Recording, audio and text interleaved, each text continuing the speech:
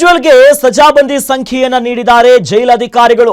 ಅಪರಾಧಿ ಪ್ರಜ್ವಲ್ ರೇವಣ್ಣ ಸಜಾಬಂದಿ ಸಂಖ್ಯೆ ಸದ್ಯ 15528.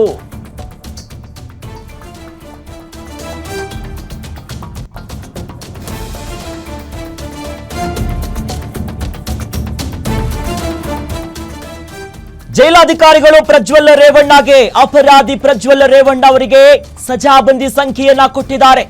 15528 ನಂಬರ್ ಜೈಲಲ್ಲಿ ಇರುತ್ತಲ್ಲ ಅದೇ ನಂಬರ್.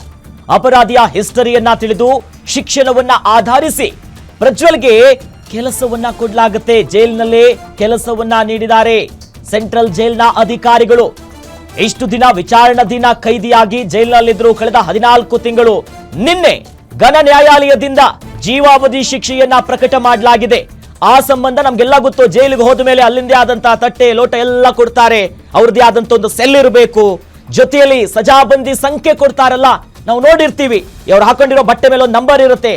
ಹಾಗಾಗಿ ಪ್ರಜ್ವಲ್ ರೇವಣ್ಣಗೆ ಕೊಟ್ಟಿರುವಂತಹ ಸಜಾಬಂದಿ ಸಂಖ್ಯೆ 15528. ಅಪರಾಧಿಯ ಹಿಸ್ಟರಿಯನ್ನ ತಿಳಿದು ಶಿಕ್ಷಣವನ್ನ ಆಧರಿಸಿ ಮತ್ತಲ್ಲಿ ಕೆಲಸ ಕೂಡ ಕೊಡ್ತಾರೆ ಜೈಲಲ್ಲಿ. ಹಾಗಾಗಿ ಜೈಲಿನಲ್ಲೇ ಕೆಲಸವನ್ನ ನೀಡಲಿರುವಂತಹ ಸೆಂಟ್ರಲ್ ಜೈಲ್ನ ಅಧಿಕಾರಿಗಳು.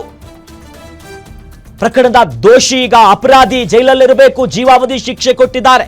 ಮತ್ತೆ ಅವರು ಕಾನೂನು ಹೋರಾಟವನ್ನು ಯಾವ ರೀತಿಯಾಗಿ ಮಾಡ್ತಾರೆ ಅದು ಬೇರೆ ವಿಚಾರ. ಬಟ್ ಈಗ ಜೈಲಿನಲ್ಲಿ ಅಧಿಕಾರಿಗಳು ಸಜಾಬಂದಿ ಸಂಖ್ಯೆಯನ್ನ ಕೊಟ್ಟಿದ್ದಾರೆ.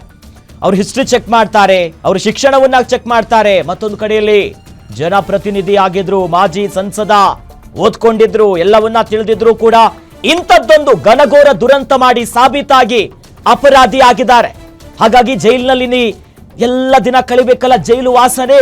ಹಾಗಾಗಿ ಅಲ್ಲಿ ಜೀವಾವಧಿ ಶಿಕ್ಷೆ ಇರುವಂತಹ ಕಾರಣ ಯಾವುದೇ ಒಬ್ಬ ಅಪರಾಧಿ ಅಪರಾಧ ಮಾಡಿದ್ದು ಸಾಬೀತಾದಂತ ಸಂದರ್ಭದಲ್ಲಿ ಜೈಲ್ಗೆ ಹೋದಾಗ ಸಜಾಬಂದಿ ಸಂಖ್ಯೆ ಕೊಡ್ತಾರೆ. ಸಾಮಾನ್ಯ ಫಿಲ್ಮ್ ಅಲ್ಲೆಲ್ಲ ನೋಡಿರ್ತೀವಲ್ಲ, ಅವ್ರು ಹಾಕೊಂಡಿರುವಂತಹ ಬಿಳಿ ಬಟ್ಟೆ ಮೇಲೆ ನಂಬರು ಹಿಂದೆ ಮುಂದೆ ಇರುತ್ತೆ, ಕೈಲೊಂದು ತಟ್ಟೆ ಲೋಟ.